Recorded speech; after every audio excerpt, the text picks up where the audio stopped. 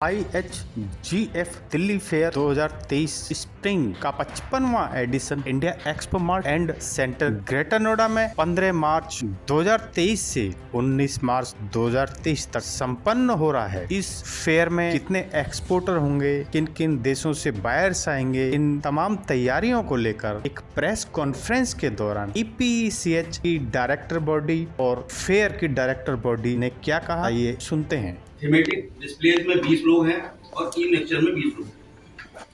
ये फेयर अपने आप में एक बहुत बड़ी विशालता लिए हुए है, जिसमें gift and decorative, furniture and accessories, home furnishing, houseware, fashion jewellery and accessories, lamps and lighting, carpet and rug, bathroom accessories, garden outdoor,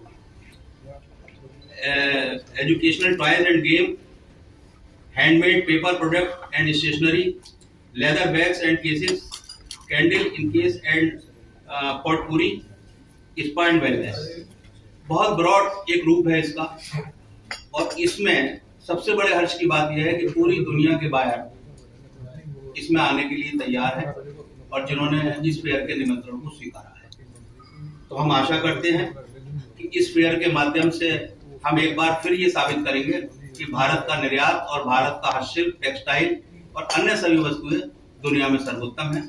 इसी शुभकामनाओं के साथ धन्यवाद। तो मैं आपको एक डिफरेंट, जिसमें प्रधानमंत्री जी ने अभी एक नया PM विकास, इसके अंदर उन्होंने PM विश्वकर्मा कौशल सम्मान योजना का शुरुआत करी, जो हमारे हैंडीक्राफ्ट सेक्टर के लिए, जिसमें सारे आर्टिसन, मतलब कि बाकी प्रोडक्ट में भी आर्टिसन हैं, पर मैं समझता हूँ कि हैंडीक्राफ्ट ऐसा एक प्रोडक्ट है जिसके अंदर कारीगर, आर्टिसन, उनके लिए ही अगर कहा जाए तो उनके लिए ही योजना को लाया गया है। ये मेरा पर्सनल है। और उनका जो आत्मनिर्भर शब्द है, उनका जो एसेंस है, उनका जो मकसद है, उसका जो हिडन मीनिंग है कि हर व्यक्ति को आत्मनिर्भर बनना है, हर व्यक्ति को काम मिलना चाहिए। भारत की जो जनसंख्या है उसका पॉजिटिव ये है कि हमारे पास इतने हाथ हैं, और ये है कि उनको सबको काम देना हमारी सरकार का, प्रधानमंत्री का प्रथम एक उद्देश्य नजर आ रहा है। और ये योजना लाना मेरे ख्याल उसके लिए एक मील का पत्थर साबित होने जा रहा है। परसों हम वर्चुअली उनसे कनेक्टेड थे, प्रधानमंत्री जी से, और उन्होंने इस योजना के बारे में बात करी। और इंडिया के स्टालवर्ड जो लोग हैं, काउंसिल्स हैं, उनके चेयरमैन, और पूरा जो commerce ministry, textile ministry, finance ministry के लोग उसमें कनेक्टेड थे। सवेरे 10 बजे से लेकर शाम 5 बजे तक वैसे सब चला। प्रधानमंत्री ने आधा घंटा पहले उसको उन्हें 30 मिनट दिए और इस योजना के बारे में बताया। मैं समझता हूँ ये योजना एक ऐसी चीज आ रही है जो हमारी इंडस्ट्री के लिए, क्योंकि हम इस टाइम स्पेसिफिक अपनी इंडस्ट्री के लिए बैठे हुए, जो हैंडीक्राफ्ट, उसके लिए बहुत ही एक ऐसी चीज है कि मैं समझता हूँ कि पिछले, जब से हम मेरे को तो 45 साल हो गए हैंडीक्राफ्ट का एक्सपोर्ट करते हुए, आज तक ऐसी योजना का शुरुआत नहीं हुई। उसके बाद बाकी लोगों से जो हमारी डिस्कशन हुई, प्रधानमंत्री जी ने बोला कि आप ये बताओ कि हमें इस योजना में अधिक से अधिक कैसे इंडस्ट्री को, कारीगरों को, जो छोटा हाथ से काम करने वाले हैं, उनको कैसे जोड़ा जाए। पूरा दिन बैठे हुए एक एक व्यक्ति से उन्होंने, मतलब कि बाकी लोगों ने पूछा, जिसके अंदर मैं भी था। मेरे को 5 मिनट में बोलने का समय दिया।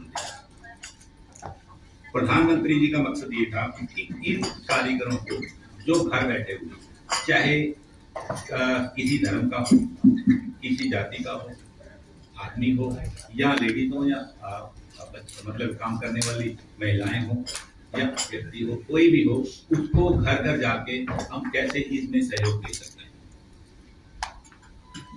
मुझे उम्मीद है कि इस शो में जितने भी पार्टिसिपेंट्स लोग आए हैं और वो अच्छा बिजनेस लेकर के जाएंगे। हालांकि दौर जो है अभी इस समय मंदी का चल रहा है, लेकिन हम जिस तरह से तैयारी करते हैं, जिस तरह से इस फेयर को हम लोग जो है डिजिटलाइजेशन पे या सोशल मीडिया पे जो इसका प्रचार होता है आप लोगों के माध्यम से, ये फेयर कामयाब डेफिनेटली होने जा रहा है। वो डे बाई डे इंक्रीज हो रहा है और हमारा उम्मीद है कि इस फेयर से इस बार बिजनेस और ज़्यादा डेवलप होगा। मंदी का दौर तो है, फिर भी बहुत ऊंचाइयों पर ले जाने के लिए, क्योंकि राजस्थान में हैंडमेड प्रोडक्ट बहुत ज़्यादा बनते हैं। राजस्थान की जैसे जयपुर की रजाइयाँ हैं, बाड़मेर का कांता वर्क है, इस तरह का वर्क बहुत सारे लोगों को आजकल इस समय हैंड वर्क में ज़्यादा लोगों को पसंद आ रहा है। इसलिए इस फेयर से हम लोग उम्मीद करते हैं बहुत अच्छा मार्केट डेवलप होना चाहिए। Thank you. हम सबको उम्मीद है कि ये फेयर हमारे को बहुत अच्छा बिजनेस लेके जाने वाला है। कोविड के दौरान जिस टाइम पे बहुत मंदा था, उस टाइम पे भी फैशन ज्वेलरी इंडस्ट्री ने अच्छा काम करा। ये जो हमारी इंडस्ट्री में से लोग बात कर रहे हैं, और इस बार इस सब में इतनी पॉजिटिविटी है, सारे पार्टिसिपेंट्स पूरे अच्छे से तैयारी कर रहे हैं, स्टैंड बनवा रहे हैं, अच्छे से सब लोग मेहनत में लगे हुए हैं। तो और सबका एक सपना है कि भी इस सपने को पूरा साकार किया जाए। और अभी पीछे जो अभी चेयरमैन साहब ने कहा कि वो पीएम विकास सम्मान की जो बात कर रहे थे, उस पर मैंने सुना कि वो मोदी ने $750 बिलियन का एक्सपोर्ट करने की यहाँ से बात करी है। तो हम सभी मिलकर के उसको सपने को पूरा करने की कोशिश करेंगे। डिफेंस, सिविल डिफेंस में उत्कृष्ट पुरस्कार दिया है नावेद जी और अशोक अरोड़ा जी, और इसके अलावा हमारे दिनेश कुमार जी और कुछ नाम शायद मैं भूल गया हूँ, तो वो सब आप ऐड कर रहे हैं। आप सब लोग यहाँ हैं। मुझे लगता है प्रेस कॉन्फ्रेंस के बाद आप अपनी रुचि के हिसाब से आप अलग अलग बातों को लेकर के इंडिविजुअली इनसे चर्चा कर सकते हैं, ताकि आपको एक वास्तव में हमारे हैंडीक्राफ्ट के जो पिछले सालों में विकास हुआ है, जो हमारे हैंडीक्राफ्ट का सचमुच में प्रमोट एंड सपोर्ट का एक पूरा इरादा हम लोगों ने लगभग 94 में शुरू किया था, जो हम लेके बढ़े हैं, ये सब ना केवल उसके साक्षी हैं बल्कि उसके पार्टनर भी हैं। ये सब पार्टनर इन प्रोग्रेस है। ये सब लोग अपने साथ आगे बढ़े, उसके साथ संस्था बढ़ी, उसके साथ हमारा क्षेत्र बढ़ा और देश बढ़ा। अब मैं आपके साथ कुछ ऐसे मुद्दों पर जिक्र करूंगा जो कि हमारे हैंडीक्राफ्ट एक्सपोर्ट्स के अंतरराष्ट्रीय स्तर पर निर्यात से संबंधित बातों के लिए बहुत इंपॉर्टेंट है। मित्रों, पिछले 2 साल का समय जब कोविड का गुजरा, अनप्रेसिडेंटेड टाइम था, इसके साथ ही हमारे यहाँ से अनप्रेसिडेंटेड तरीके से निर्यात भी हुआ। ये बड़ी एक अचंभे की बात है कि कोविड के समय में हैंडीक्राफ्ट का निर्यात बहुत तेजी से बढ़ा, और यहाँ बैठे लोगों से जब आप चर्चा करेंगे तो आपको पता लगेगा कि आज तक उनकी total invoice value non Covid period से कोविड पीरियड में उनकी ज्यादा हुई। तो ऐसा क्यों हुआ, इसकी चर्चा करना जरूरी है। और उसके बाद एकदम से मार्केट आज स्लगिश है। आज एकदम से पूरे निर्यात में, पूरे हस्तशिल्प के निर्यात में ही नहीं, टेक्सटाइल के निर्यात में भी, जिसके लिए कल पीयूष गोयल जी ने अपनी एक प्रेस विज्ञप्ति में दिखा था कि अब टेक्सटाइल का निर्यात आगे बढ़ना शुरू हुआ है। तो ये सब में ऐसा क्यों हुआ, उसका एक बहुत बड़ा कारण था, इससे पहले सारा निर्यात लगभग हमारा सबसे बड़ा कंपटीटर, यानी कि पूरे वर्ल्ड ट्रेड का हस्तशिल्प में हम लोग तो मात्र 3% की भागीदारी लेके चलते हैं, जबकि चाइना की भागीदारी 34% है। तो ऐसे में चाइना टोटल ब्लॉक और बंद था, तो बायर के पास कोई दूसरा प्रावधान नहीं था। उसने इंडिया और ऐसे दूसरे देशों में टोटल अपने एक्सपोर्ट ऑर्डर डाइवर्ट किए। ये पहली बात थी। दूसरी बात इंपॉर्टेंट ये थी कि सभी लोग अपने घरों में सीमित हुए, और जब घरों में सीमित हुए तो उन लोगों ने माना कि घर से ही प्रोडक्ट जो है उनका, यही उनका ऑफिस है, यही इनका घर है, यही इनका लेयर है, यही इनका प्लेयर और यही इनका गार्डन। तो उन्हें garden into home, home into garden, सब चीजें उन्होंने वही ली।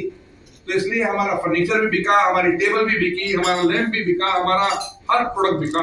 और इवन मिडिल ईस्ट में, नजम साहब आपको बाद में बताएंगे कि रशिया में, मिडिल ईस्ट में भी खूब बिका। तो ये एक वजह रही, क्योंकि उस समय हम इन चीजों को लेकर के पूरे वर्ल्ड में हमने इन चीजों की काफी बढ़त है। के तौर पे निर्यात किया, कंज्यूमर ने अपनी डिमांड का पैटर्न बदल लिया, क्योंकि कंज्यूमर ने देखा कि मुझे घर में क्या चाहिए, वहीं से मुझे ऑफिस रन करना है, वहीं से मुझे दिन में खाना है और डाइनिंग भी वहीं करनी है। आमतौर पर ऐसा कंज्यूमर, यूएस का कंज्यूमर, यूरोप का कंज्यूमर अपने घर को नॉर्मली 2 घंटे से ज्यादा इस्तेमाल नहीं करता है सोने के अलावा, या संडे को इस्तेमाल करता है। तो ऐसे में वो 7 दिन जब दीवारों के साथ बात करता रहा तो उसको लगा कि हाँ, घर में कुछ करना चाहिए। तो ये एक बहुत बड़ी हमारी खेप उस मार्केट में गई। अब क्या हम माने कि अब चाइना जब खुल गया है और शी जिनपिंग वापस तीसरी बार चाइना के मुखिया के तौर पर आ गए हैं, तो क्या हिंदुस्तान से या बाकी दूसरे देशों से क्या वापस निर्यात नहीं होगा? तो मैं उसके बारे में ये कहना चाहूंगा, पिछले दिनों जब मैं विदेश में खासतौर पर फ्रैंकफर्ट के दौरे पर था और कुछ निर्यातकों से जब मैंने कुछ आयातकों से बड़ों से बात की, तो उनसे बात करके नतीजा ये निकला कि चाइना के लिए अब पूरे वर्ल्ड में इंपोर्ट के बारे में जो नई पॉलिसी इंपोर्टर्स ने बनाई है, वो नई पॉलिसी है चाइना +1। ये नई पॉलिसी चाइना +1 की पॉलिसी का मतलब यह है, पहले it was only China, +1 was not necessary, कहीं कुछ मिल जाता था तो ले लेते थे, हमारे यहां से भी उठाते थे, इस फेयर में उठाएंगे, सैंपल उठाते थे और चाइना भेजते थे और कहते थे वहां डेवलप करा के प्राइस वहां से लेंगे, वहां से प्राइस बैठेगा, ठीक हो ले आएंगे। अब पॉलिसी में चेंज ये आया क्योंकि जो चाइना के प्रति लोगों का रवैया, देशों का रवैया, अंतरराष्ट्रीय राजनीति और इसके अतिरिक्त चाइना में जिस तरह से बातें वहां हुई और ये सब कोविड के बारे में भी उन पर काफी रहा कि चाइना पर थोपा गया, तो अब वो चाइना अकेला मार्केट में एक्सपोर्टर नहीं बनने वाला है, China +1। It is a matter of chance, we have ourselves taken it that we are +1। India में हर आदमी, खासतौर पर ब्यूरोक्रेट सर्कल में लोग ये समझने लगे जब पॉलिसी चाइना +1 बनेगी तो यानी +1 मीन्स इंडिया, जबकि ऐसा नहीं है। +1 कोई भी हो सकता है, +1 इंडिया भी हो सकता है, +1 वियतनाम भी हो सकता है, +1 कोरिया भी हो सकता है, +1 थाईलैंड भी हो सकता है, +1 कोई भी देश हो सकता है। तो हम लोग पहली बात तो हमारे निर्यातक बंधु इस गलती में ना रहे कि चाइना +1 में हम +1 में एक अपने आप में उसके हकदार बनने वाले हैं, ऐसा हमें कुछ नहीं होने वाला। हमें हमारे यहाँ अब नीतिगत तौर पर बहुत सी चीजों में बदलाव करना होगा। निर्यातकों को आने वाले समय में ये मानना होगा कि बड़ी पाई या एक पाई का बड़ा शेयर अब बाकी विश्व में आने वाला है, लेकिन बाकी विश्व में कौन से देश में आने वाला है और किसके पास आने वाला है, ये हमें निर्धारित करना है। ऐसे में टेक्नोलॉजी अपग्रेडेशन, फैक्ट्री में नवीनीकरण, डिजाइन डेवलपमेंट, बढ़िया क्वालिटी, बढ़िया पैकेजिंग, इसके अतिरिक्त एक जो बहुत ही इंपॉर्टेंट बात अब आने वाले समय में है और जिसके लिए वर्ल्ड के बाजार अब आने वाले समय में चीजें मांग रहे हैं, वो है कि यूएस में और यूरोप में requirement of the fulfilment centre, क्योंकि चाइना ने अपनी पॉलिसी में अपने फुलफिलमेंट सेंटर पूरे यूरोप और यूएस में बनाना शुरू कर दिए हैं। यूएस को इंक्रीज करा जाए just to be on the safer side, and EPCH अपने एंड से काफी हेल्प भी कर रहा है एक्सपोर्टर्स को, जिस तरीके से we have been organising the fashion trend show. Fashion trend का हम लोग करते हैं कि लोगों को बताते हैं कि फैशन ट्रेंड्स क्या क्या आ रहे हैं, और पर्टिकुलरली हम लोग एक इफ्जा शो भी करते हैं which is for fashion jewellery and accessories wear. तो इतनी ज्यादा लोगों पॉजिटिव है कि हम लोगों का वो शो भी मतलब बहुत अच्छा जाता है। इनफैक्ट इस बार तो हमने डिमांड रखी थी कि इसका सेकंड एडिशन भी होना चाहिए, बट आई थिंक बहुत दोनों शो बहुत पास से तो प्रैक्टिकली हो नहीं पा रहा था। We are very positive about this show. I think it's gonna be very good for the accessories people. Please, thank you. Naveda Rahman, मैं जेडसन्स कंपनी को रिप्रेजेंट करता हूँ और मुरादाबाद हैंडीक्राफ्ट एक्सपोर्ट एसोसिएशन का अध्यक्ष हूँ। आज हमारा ये जो 55 एडिशन शो है उसमें आप सबका बहुत बहुत स्वागत है। और इस शो के लिए बहुत मेहनत हुई है और हमारे राकेश जी ने, वर्मा जी ने, सब लोगों ने मिलकर इस शो को काफ़ी बुलंदियों पर पहुँचाया है। जब ये शो प्रगति मैदान में लगता था और जब वो वहाँ से स्टार्ट हुआ, वहाँ की क्वालिटी और अब जो आज का जो स्टेटस है उसके अंदर जमीन आसमान का फर्क है। पहले हम शेल्फों के अंदर थोड़े से सैंपल ऐसे लगा दिया करते थे और आज जो है कहीं शायद मुश्किल से 2-4 स्टैंडों में ऐसा दिख जाए, लेकिन अब ज़्यादातर लोग काफ़ी उसके अंदर इन्वेस्टमेंट करते हैं, पैसा लगाते हैं, क्वालिटी स्टैंड्स बनाते हैं और बहुत दिल से लगाते हैं, पूरे डिजाइनिंग पर फोकस करते हैं। उसको टोटली सामान एक जगह मिल जाता है, जिस कारण से बाहर पसंद करते इस फेयर को। अभी राकेश जी ने बताया कि फर्नीचर का जो इतना बड़ा स्कूप है, इसका अलग फेयर होना चाहिए, ऐसे अलग फेयर होना चाहिए, और इस कारण से ताकि क्या फर्नीचर को जगह मिले। फर्नीचर की डिमांड आती है 25 स्क्वायर फीट की, उनको मुश्किल 10-12 हज़ार दे पाते हैं। फर्नीचर का बड़ी जगह लोगों को चाहिए, इसे अलग फेयर होने से काफी एक्सप्लोर बढ़ेगा। और इसे जो कार्य कर रहा है राकेश जी, वर्मा जी, उनको धन्यवाद देता हूँ। उनकी सोच के आगे इंडिया का हैंडीक्राफ्ट बढ़ेगा। धन्यवाद। इसके अंदर सभी शाखाएं, इसकी हैंडीक्राफ्ट एक बहुत व्यापक शब्द है, क्योंकि व्यापक इसलिए क्योंकि हैंडीक्राफ्ट टेक्सटाइल, होम टेक्सटाइल, सबसे पहले होम टेक्सटाइल को कैसे क्राफ्टेड आइटम बनाना है, ये हमारी ईपीसीएच ने हमें सिखाया है। इसके अलावा जो इसको फर्नीचर की बात की जा रही है, उसको भी क्राफ्टेड फर्नीचर, क्योंकि एक फर्नीचर बाजार में चाइना का बिकता है और जो एक फर्नीचर जोधपुर और सहारनपुर में हमारा हैंडीक्राफ्ट फर्नीचर बिकता है, दोनों में जमीन आसमान का फर्क है। ऐसे ही ज्वेलरी, इन सभी चीजों को हैंडीक्राफ्ट घोषित करना, हैंडीक्राफ्ट आइटम, ये एक बहुत बड़ा व्यापक शब्द है।